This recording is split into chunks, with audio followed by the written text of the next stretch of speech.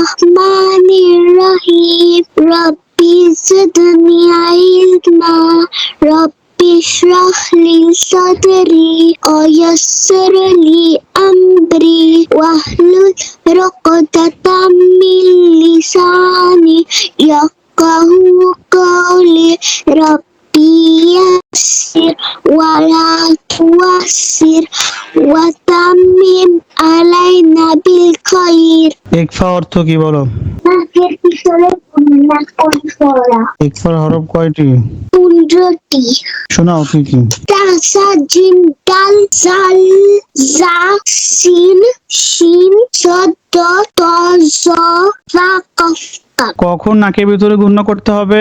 নুন সাকিন ও তানবিনের পরে। যদি ইকফার হরফ থাকে সেখানে নাকের ভিতরে গুন্না করে পড়িতে হয়। ওকে, ইদগামের বা গুণনা হরফ কয়টি বলো? 60টি। কি কি বলো? ইয়া মিম ওয়াও নুন। ইদগামের বা গুণনা কখন হয়?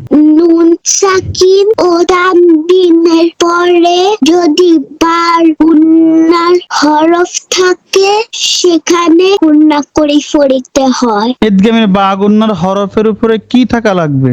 তাসদিদ। ইয়েস, বা গুণনা হরফের উপরে অবশ্যই তাসদিদ থাকা লাগবে। নুন সাকিন ও তানবিনের পরে ইয়া ও মিম নুন এই চারটা হরফ থাকলেই হবে না।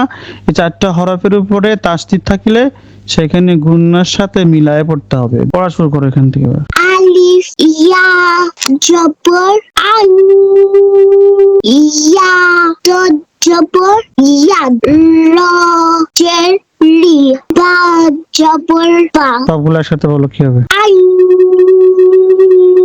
ইয়াদরিবা। আই, এখানে গুণনা কেন আসছে কারণ কি? নুন সাকিনের পরে বা গুন্নার হরফ ইয়া আছে এর জন্য সেখানে গুন্না করে পড়িতে হয়। ওকে, নেক্সট পড়ো। ইয়া ওয়াও জবর ইয়াও মিম জবর মা হামজা জের ই জাল দুই জের জাল কি সিঙ্গেল হবে? না জাল ইয়া দুই জের জি ইয়া সদ জবর ইয়াস দাল পেশ দু র নুন পেশ রুন। নুনের উপরে তাসদিদ থাকলে কি করে পড়তে হয়?